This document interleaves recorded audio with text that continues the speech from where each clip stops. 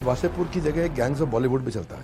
पीयूष मिश्रा कौन से गैंग में है और क्या किसी गैंग्स ऑफ बॉलीवुड ने कभी काम छीना आपसे? गदर 2, कश्मीर फाइल्स, केरला स्टोरी, ये मूवी के लिए कोई कहता है कि बहुत अच्छी रिकॉर्ड बिजनेस किया इन्होंने। नसीरुद्दीन शाह कहते हैं समाज के लिए हार्मफुल है।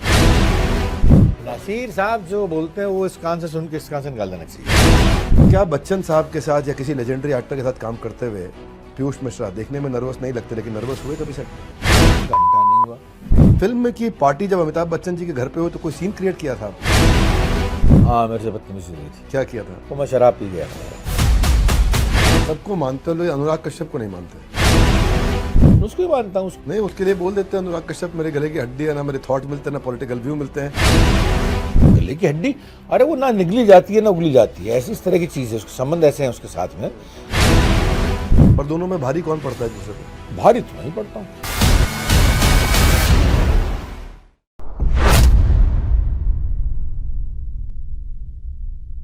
नमस्कार, मैं Vivek Bindra, founder and CEO बड़ा बिजनेस.com। आज बड़ा भारत शो में आपका स्वागत है। ऐसे लोग जो भारत को बड़ा भारत बनाते हैं, उनकी विभिन्न कहानियां आप तक पहुंचाते हैं।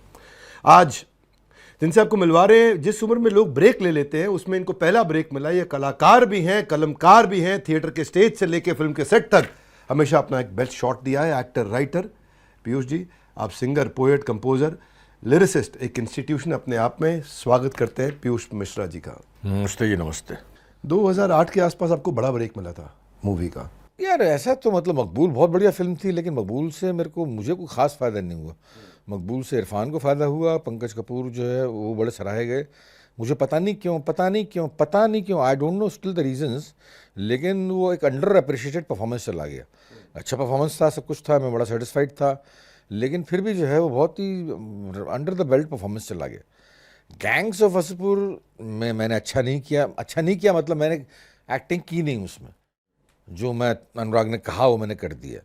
गैंग्स ऑफ वासेपुर से आपके फ़ायदा हुआ, गुलाल से इस तरह से फ़ायदा हुआ कि बहुत सारी चीज़ें करने का मौका मिला मुझे, आपकी फेवरेट फिल्म कौन सी रही इन सब में से? फिल्म तो फेवरेट कुछ नहीं रही। फिल्म तो जो है मैं करता हूँ और भूल जाता हूँ उसके बाद में। थिएटर या बॉलीवुड, पहली पसंद क्या है? थिएटर। अगर एक गलती या इंसिडेंट को बदलने का मौका मिले तो वो कौन सी गलती है? अल्कोहल। जो प्यार करते हैं वो अच्छा लिखते हैं, जिनका प्यार में दिल टूटता है वो बहुत अच्छा लिखते हैं। आप कौन सी कैटेगरी में? जो प्यार करते हैं। लाखों लोग आपके फैन हैं, आप किसके फैन हैं? विवेकानंद और भगत सिंह। पीयूष मिश्रा को किस बात पे गुस्सा आता है? अब नहीं आता। ज़्यादा वर्सेटाइल कौन है आपके हिसाब से, मनोज बाजपेयी या पंकज त्रिपाठी? मनोज ऑब्वियसली बहुत बड़ा एक्टर है वो। रणवीर कपूर या रणवीर सिंह? रणवीर कपूर। सबसे ज़्यादा ओवररेटेड एक्टर कौन है बॉलीवुड में? दम नहीं, लेकिन ऐसे ही नाम चढ़ा रखा है। अब ये तो यार लड़ाई करने की बात कर रहे हो तुम। छोड़ देते हैं, चलिए। सबसे अंडररेटेड एक्टर कौन है यार? बहुत दम है लेकिन इसका पता नहीं क्यों नाम नहीं है। ऐसे बहुत सारे लोग हैं, ऐसे बहुत सारे बच्चे लोग हैं जो किसी का नाम आप बताना चाहें?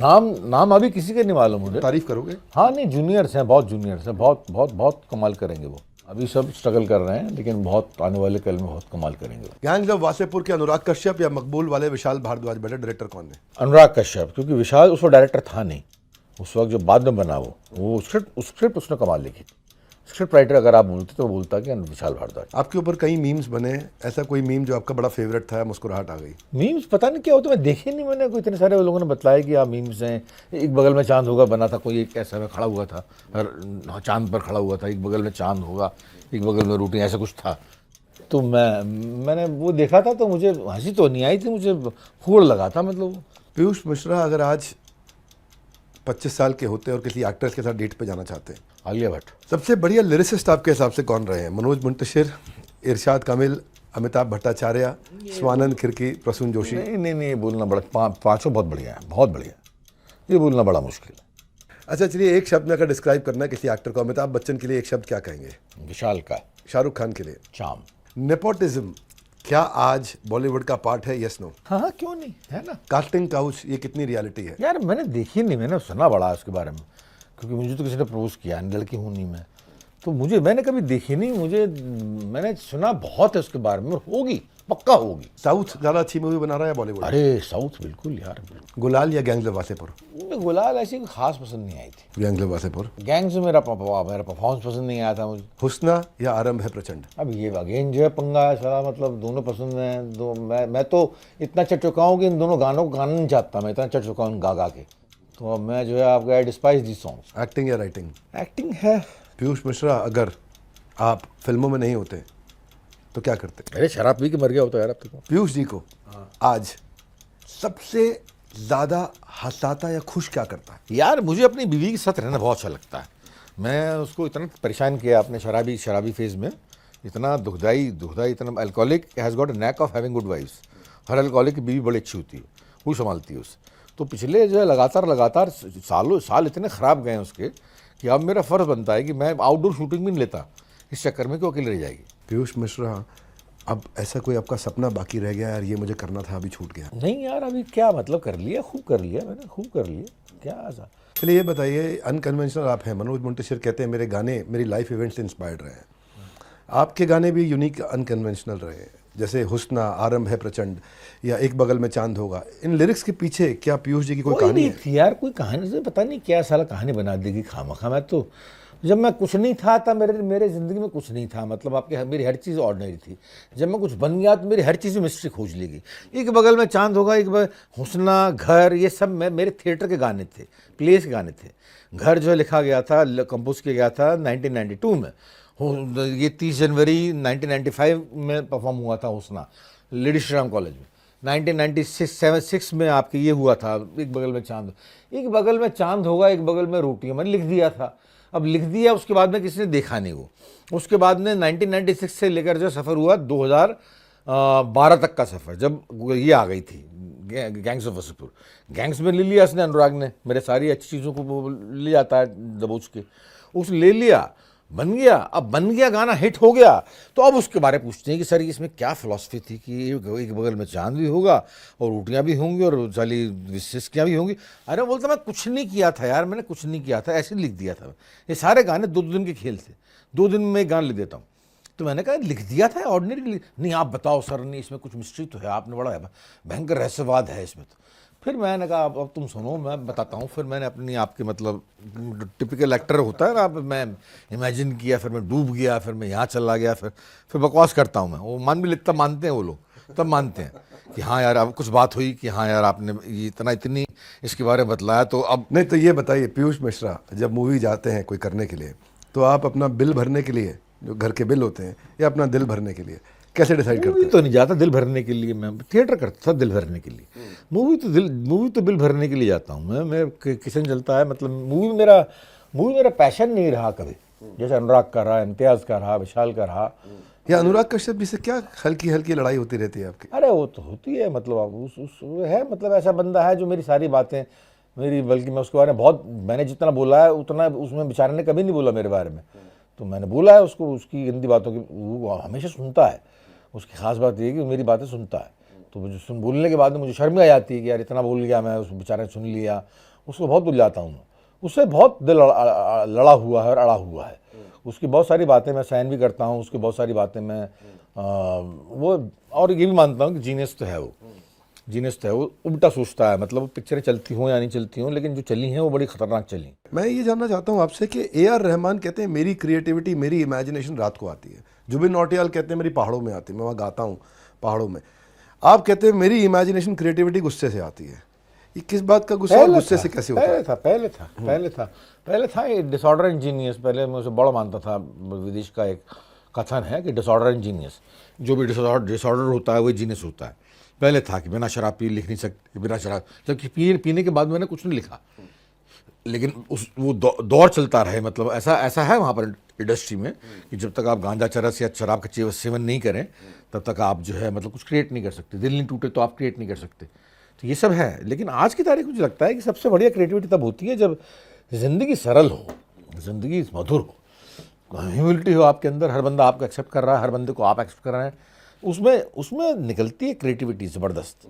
और उसके बाद में कुछ क्रिएट करने की इच्छा भी नहीं होती। आज की तारीख में मैं मानता हूँ कि मेरा काम कम हो गया, और आज की तारीख में मेरी ज़्यादा क्रिएट करने की इच्छा नहीं होती। कि जो है पहले था कि साबित कर दो। अब साबित करने की इच्छा नहीं है। अब साबित करने की इच्छा नहीं है कि वो पूछने आप लेफ्टिस्ट हो, मैं बोलता हूँ हाँ। आप राइटिस्ट हो, मैं तो हाँ। आप मोदी को मानते हो, मैं हाँ। राहुल को मानते हो, मैं हाँ। आज जो बोलता है मैं हाँ मैं सबको मानता हूँ, बोलो सबको मानते हो लोग, अनुराग कश्यप को नहीं मानते। उसको ही मानता हूँ उसको। नहीं, उसके लिए बोल देते हैं अनुराग कश्यप मेरे गले की हड्डी है, ना मेरे थॉट मिलते हैं ना पॉलिटिकल व्यू मिलते हैं। हाँ उससे नहीं आप कहते हैं जिंदगी मधुर सरल होनी चाहिए, लेकिन आपका सबसे अच्छा काम उनके साथ किया, गुलाल गैंग्स ऑफ हाँ वही वासेपुर, तो ब्लैक बोल रहा हूँ। फ्राइडे। उसके साथ साल छमासों में अभी तो मैं उसकी फिल्म को म्यूजिक कर रहा हूँ, उसके म्यूजिक को रिलीज कर रहा हूँ, वो भी चुके बल्कि। पर दोनों में भारी कौन पड़ता है एक दूसरे पे? भारी तो नहीं पड़ता हूँ वाह भाई, छोटा है मेरे से, छोटा है साला ये जो है ये सब पर भारी पड़ता हूँ मैं। ये जितने मेरे छोटे हैं, ये इम्तियाज़ अली हो गया, रणबीर कपूर हो गया, अनुराग कश्यप हो गया, ये सब जो है आफ्टर ऑल जूनियर है यार मुझसे, तो मैं भारी पड़ जाता हूँ इन पर। लेकिन जब आप कह रहे हैं कि मैं सबको हाँ बोलता हूँ, तो खाली अनुराग कश्यप को ना क्यों बोलते हैं? हाँ बोलता हूँ ना। आप बोल देते हैं कि मेरे गले की हड्डी है ये, ऐसा कहा आपने? हाँ ऐसा तो गले की हड्डी, अरे वो ना निगली जाती है ना उगली जाती है, ऐसी इस तरह की चीज़ है, उसके संबंध ऐसे हैं उसके साथ में। कोई पॉलिटिकल व्यूज़ नहीं है, मॉरल व्यूज़ नहीं है। मैं बोलता हूँ तू ऐसी फिल्म बनाता है जो समाज के गले नहीं उतरती, तू इतना खून और इतना वायलेंस और इतना सेक्स क्यों दिखाता है, वो जवाब ही नहीं देता, वो चुप हो जाता है। अब मैं ही हार गया ना, जवाब नहीं दिया उसने तो मैं हार गया। तो ऐसी जो है, लेकिन उसके साथ मिलता हूँ आपके साल 6 महीने में एक बार मिला, एक सिगरेट पी, एक कॉफ़ी पी, बात खत्म हो गई। 15 मिनट के अंदर बाद में हम एक दूसरे का मुंह ताकते नजर आते हैं। अब क्या करें, तो क्या तू जा, मैं भी चलता हूँ, निकलता हूँ, बात हो ही नहीं पाती उससे। लेकिन जब काम आता है तो मतलब वो मैं जो करता हूँ ना, मेरे काम को एक्सेप्ट करने वाला वो इकलौता बंदा है। मेरे music, I am not a season music director. मेरे गुलाल के बाद में कितने म्यूजिक किए मैंने, 3-4 पिक्चरों के, नोबडी। पर आपका आरंभ है प्रचंड। आज हमारे को फाउंडर बता रहे थे सुबह उनकी शुरुआत होती है उससे। बहुत लोगों की होती है, लेकिन आपके अनुराग इज द ओनली टेकर। अनुराग ने मुझे कारण दिए लिखने के कि आप पीयूष भाई ये लिखोगे, ये इसके पीछे ये कारण है। बहुत राणा जी, एक गाना था राणा जी और वीडो दूजी थाली का, बड़ा ये जो लोगों को लगा आइटम सॉन्ग लिखता हूँ मैं, लोग इसके बाद गुलाल के बाद मेरे पास में आए कि आप हमारे लिए आइटम सॉन्ग लिख दीजिए।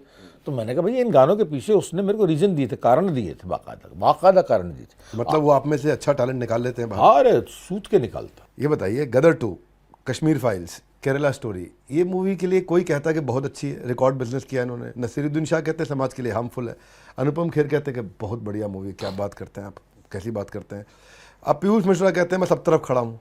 जरा हमको ईमानदारी से बताइए आप किस तरफ खड़े हैं? क्यों, मतलब मैंने ऐसा कहाँ के सब तरफ खड़ा? अभी तो आपने कहा कि मोदी के साथ भी हूँ, राहुल के साथ भी हूँ। नसीर साहब जो बोलते हैं वो इस कान से सुन के इस कान से निकाल लेना चाहिए, है ना। बहुत दो टूक बात। मैं अल्कोहलिक तौर पर मैं एज ए सब्सटेंस यूज़र, मुझे मालूम है कि आप अल्कोहल ले रहे हैं, केमिकल ले रहे हैं, और आप ये भी क्लेम कर रहे हैं कि आपके दिमाग पर कोई असर नहीं हो रहा, तो इसका मतलब या तो आप झूठ बोल रहे हैं या आप सामने वाले को बेवकूफ़ बना रहे हैं। अगर आप ले रहे हैं सब्सटेंस, इसका मतलब है कि आप पर असर होता है। तो नसीर साहब सॉरी टू से बड़ा एक्टर है, बड़े आदमी हैं, सीनियर है मेरे, लेकिन जो है अगर आप केमिकल ले रहे हैं तो आप पर असर होगा और आपके मुंह से अनर्गल प्रलाप निकलेंगे। तो उनके ऊपर असर हुआ है? बिल्कुल हुआ है, जैसे कि मेरे ऊपर हुआ था। लेकिन मैंने उसकी थेरेपी ली, बाकायदा थेरेपी ली। उनने ली कि नहीं मुझे मालूम नहीं, लेकिन मैंने बाकायदा ली और आज उस मुकाम पर हूँ कि मेरे मुँह से आज अच्छे सही अल्फाज निकलते हैं। कई एक्टर के साथ आपने काम किया, अमिताभ बच्चन के साथ, नवाजुद्दीन सिद्दीकी के साथ, हर तरह के, नसीरुद्दीन शाह के साथ, सब तरह से काम किया आपने। पर क्या बच्चन साहब के साथ या किसी लेजेंडरी एक्टर के साथ काम करते हुए पीयूष मिश्रा देखने में नर्वस नहीं लगते, लेकिन नर्वस हुए कभी सेट पे? घंटा नहीं हुआ, मैं नहीं हुआ कल नर्वस। क्या नर्वस किस बात के लिए हुआ जाए यार, वो भी इंसान है, हम भी इंसान हैं, वो भी काम करके आए, हम भी काम करके आए, खूब काम करके आए, हम खूब काम करके आए। और ऐसा नहीं है कि जो काम करके आए तो हम आपके सर से सच्चा टकराएं कि आओ देखो हम काम करके आए, हमसे सच्चा टकराओ। नहीं, सादगी से बोल रहे हैं भाई, हम काम करके आए। और आपके डायलॉग, अमिताभ बच्चन के साथ काम करते हुए मुझे मालूम था उनके बारे में, आपके बहुत पंक्चुअल हैं, टाइम के और वक्त पर आते हैं, लाइन्स बहुत रिहर्सल करते हैं। तो आई मेड अ पॉइंट कि मैं उनसे पहले सेट पर पहुंच जाऊं। 15 दिन की शूट थी वो पिंक की, 15 दिन स्टूडियो में था, हमेशा उनसे जो है पहले सेट पर पहुंचा, उनसे पहले तैयार हुआ, उनसे पहले मेकअप करवा के, उनसे पहले सेट पर पहुंच के मैं डायलॉग पढ़ता पाया हमेशा। वो तीसरे दिन उन्होंने पूछ लिया कि पीयूष जी आप क्या हो, आप हो क्यों, क्या हो, मतलब मुझसे पहले तो कोई आया नहीं आज तक, तो मैं उनसे पहले पहुँच जाया करता था। तो बाकी जो है वो गिव एंड टेक तो उनका है ही है भाई। आपके मतलब विशाल का एक्टर हैं, बहुत बड़े एक्टर हैं, मतलब आपके विशाल का एक्टर है एक्चुअली।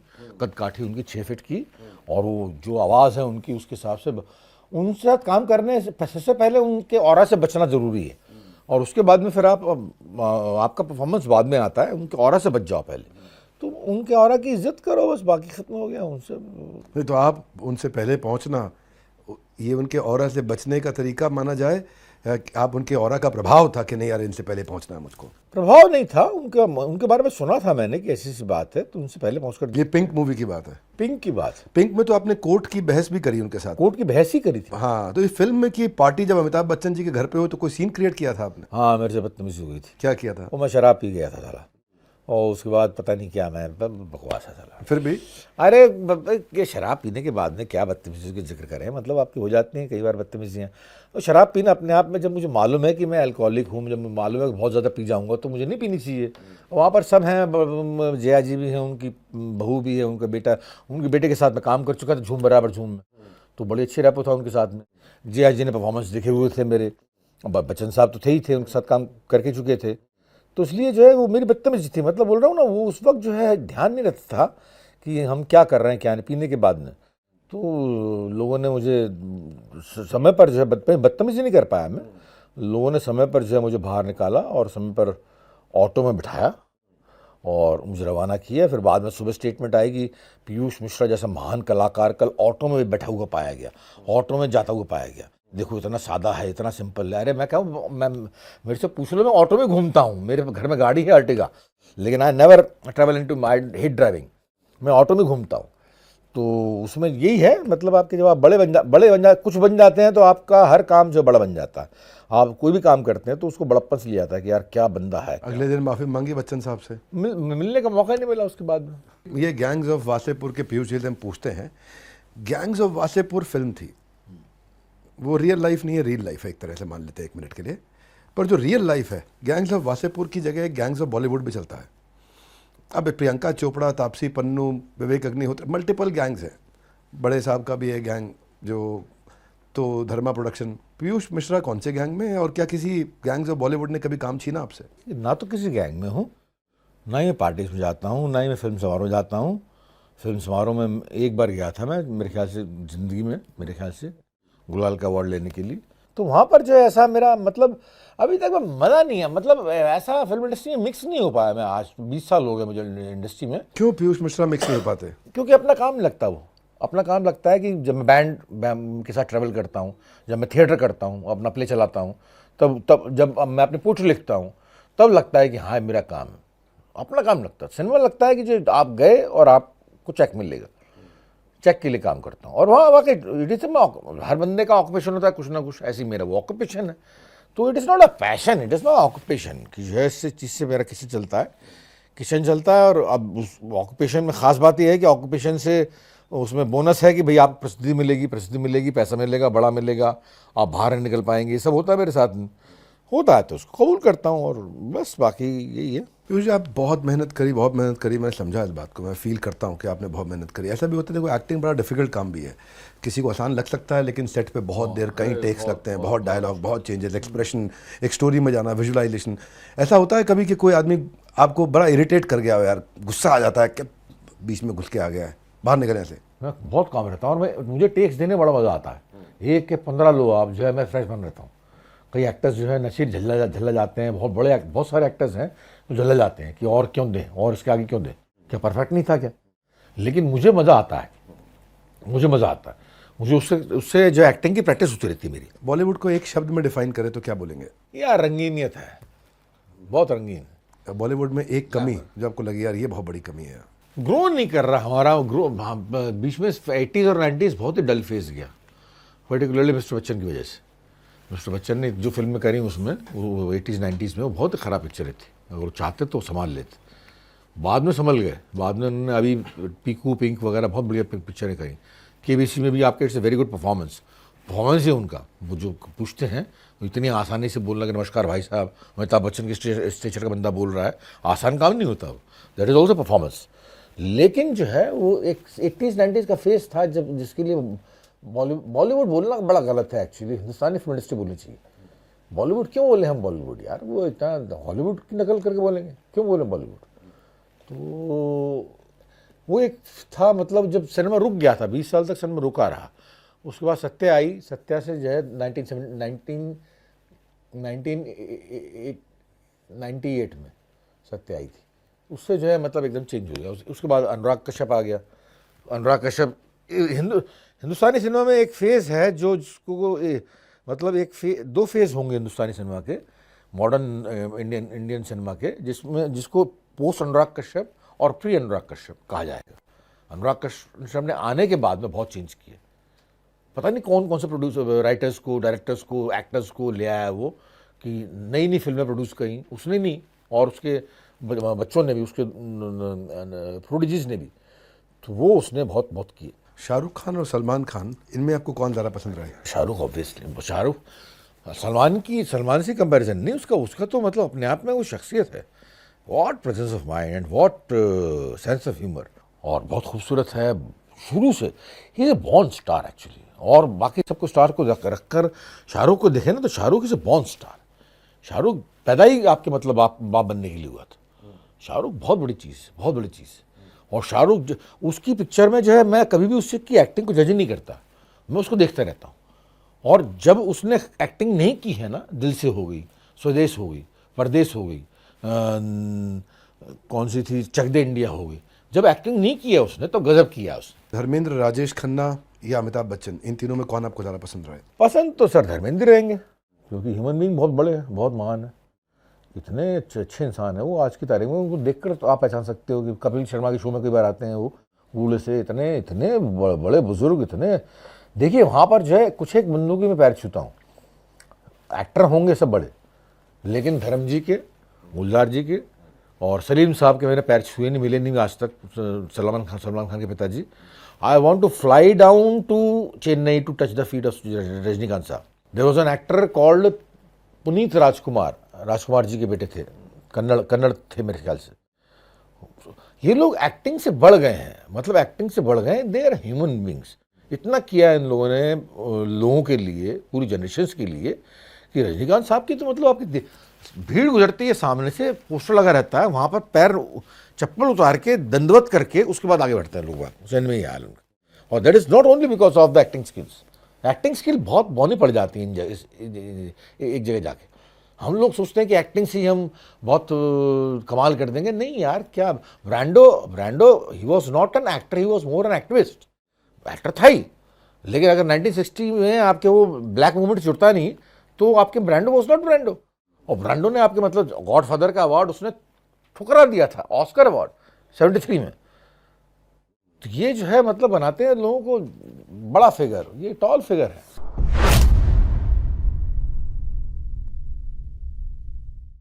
अगर आप श्रीमती सोनिया गांधी से मिले तो राहुल गांधी के लिए क्या सुझाव देंगे? अलग तरीके से बात करते हैं, अलग तरीके से सोच रखते हैं, गाने भी बिल्कुल अलग बनाते हैं। आपकी एक लेटेस्ट बुक आई, तुम्हारी औकात क्या है, पीयूष मिश्रा। क्या किसी और की हिम्मत हुई आपसे कभी ये पूछने की कि आपकी औकात क्या है, पीयूष मिश्रा?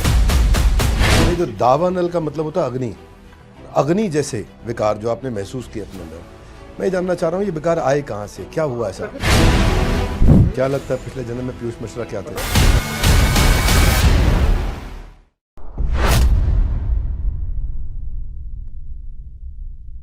मोदी में आपको चाणक्य दिखते हैं, राहुल गांधी में क्या दिखते हैं? क्या दिखेगा यार उसमें, आपको दिखता है कुछ?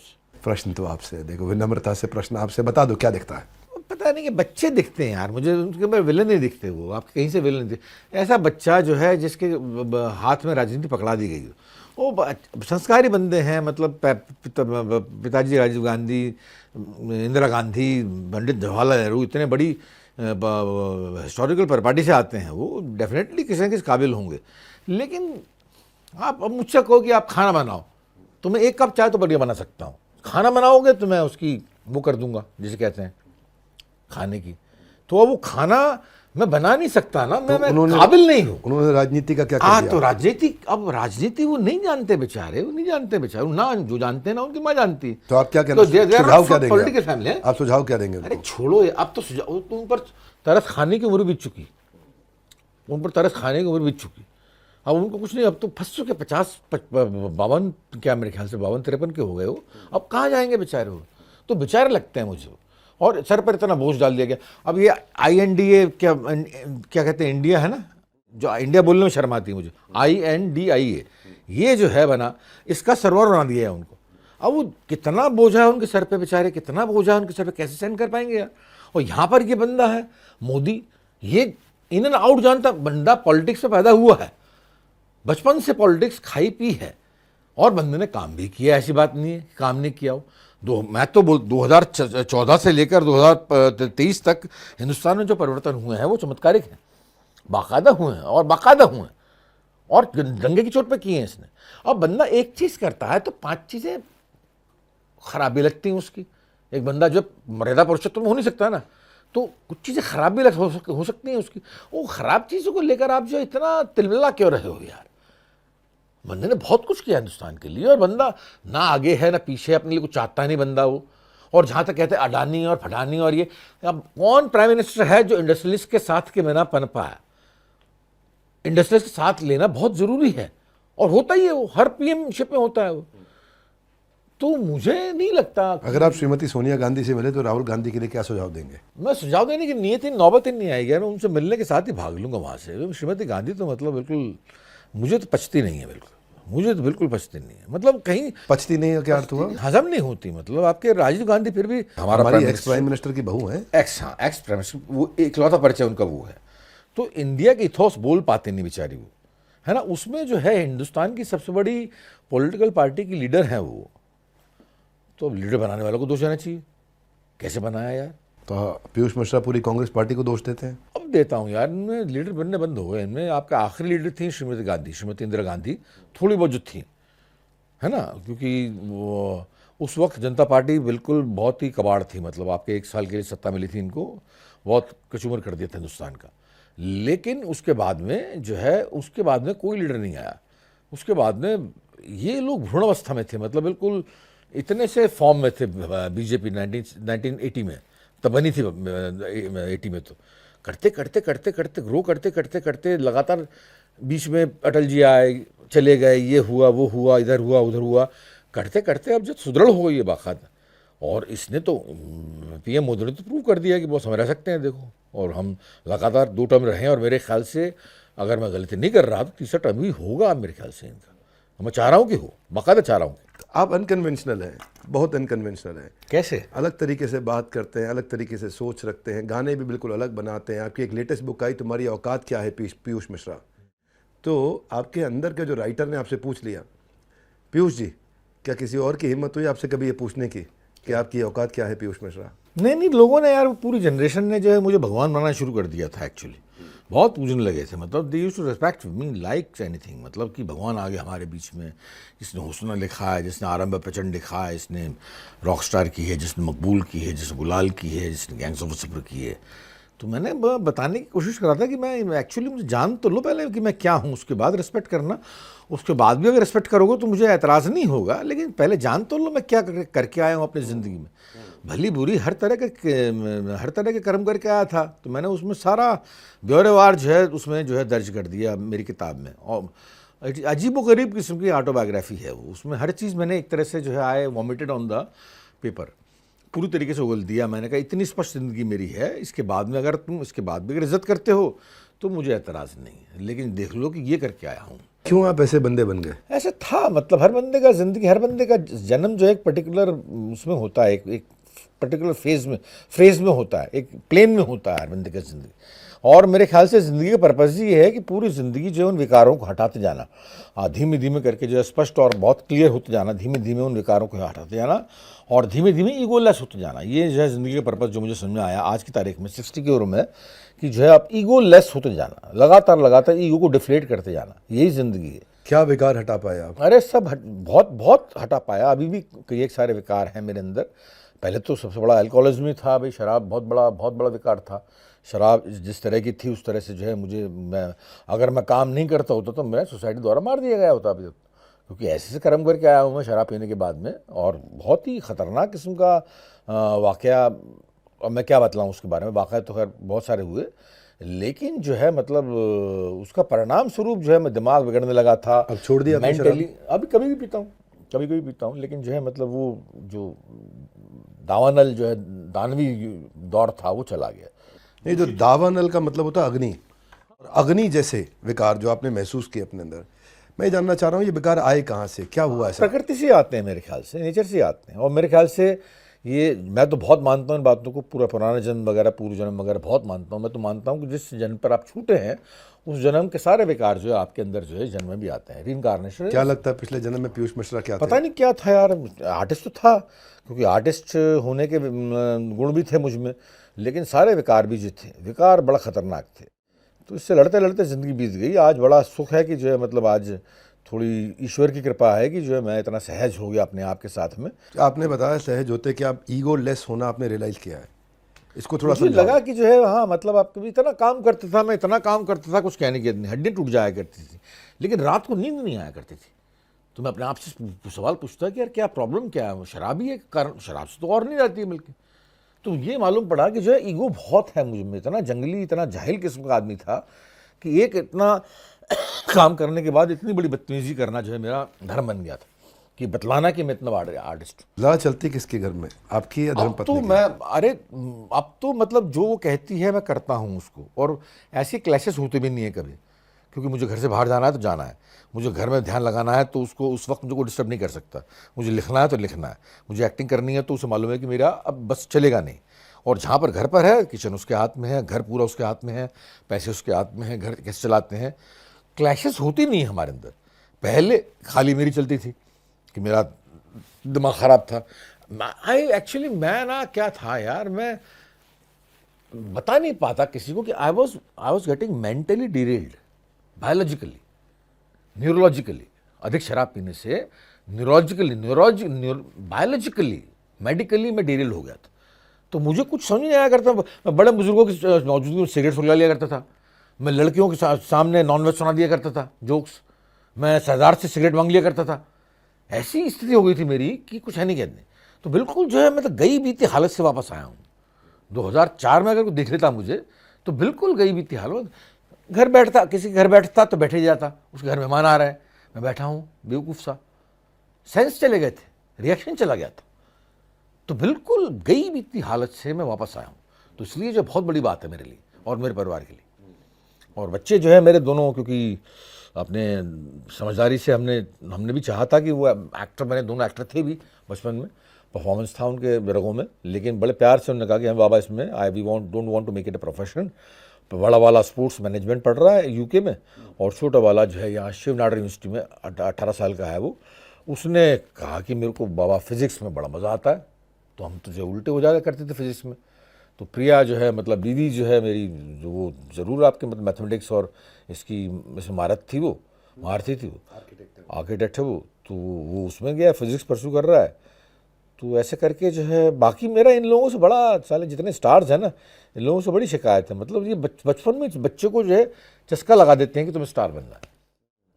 ओ तुम्हारे बाप तो स्टार थे नहीं, है ना, तुम स्टार बन गए, ऐसे तुम्हारे बेटे भी स्टार बने, किसने कहा है? मेरे ख़ानदान में कोई एक्टर नहीं था, मेरे ख़ानदान में कोई आर्टिस्ट था ही नहीं।